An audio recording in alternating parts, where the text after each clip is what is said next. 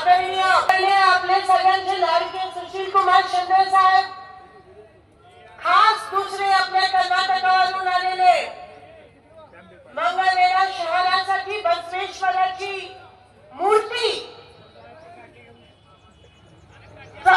अर्धवट स्वप्न राहिलेलं, ज्यांची मदत आपल्याला होऊन ती मूर्ती आपण या ठिकाणी स्थापन करणार आहोत, असे एम.बी. पाटील साहेब, आदरणीय गोविंद राजू साहेब, आदरणीय लक्ष्मणरावजी, आपल्या सगळ्यांचे लाडके उमेदवार आदरणीय भगीरथ दादा भालकेजी, आदरणीय वहिनी साहेब, उपस्थित सर्वच मान्यवर, सर्व महाविकास आघाडी, सर्व शिवसेना, आणि मला खात्री आहे की पवार साहेबांचे पण कार्यकर्ते भगीरथ दादांना नक्कीच मदत करतील. उपस्थित सर्व कार्यकर्ते, उपस्थित बंधू आणि भगिनींनो, मी सिद्धरामय्या साहेबांचे मनापासून आभार मानते की ते खूप कष्ट घेऊन आपल्यासाठी इथे आले.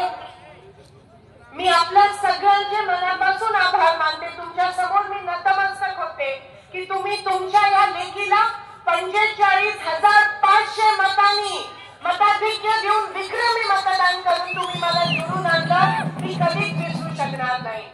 मी तुमच्या सोबत तुमच्या शेवटच्या श्वासापर्यंत आहे, माझ्या शेवटच्या श्वासापर्यंत आहे.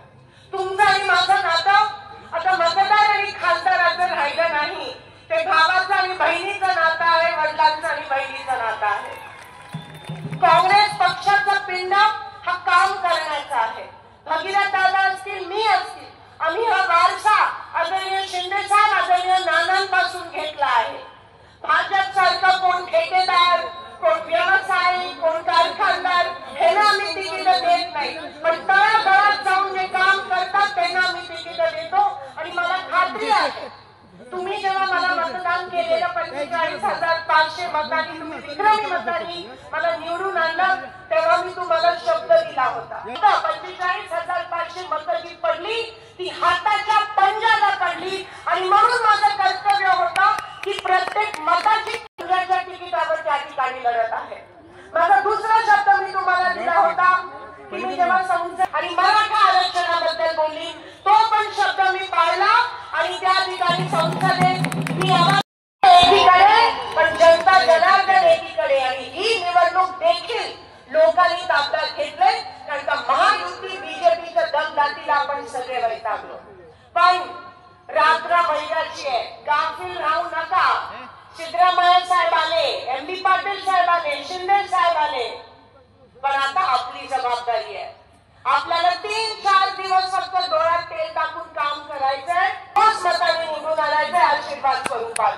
जर आदरणीय नाना भालकेंना खरी श्रद्धांजली त्या ठिकाणी व्हायची असेल तर येणाऱ्या 20 तारखेला काँग्रेसला हाताला मतदान करून भगीरथ दादा आणि मला तुमची सेवा करण्याची, एकत्र येऊन आम्ही तुमची सेवा करू आणि तुमच्या सुख दुःखात सामील होऊ.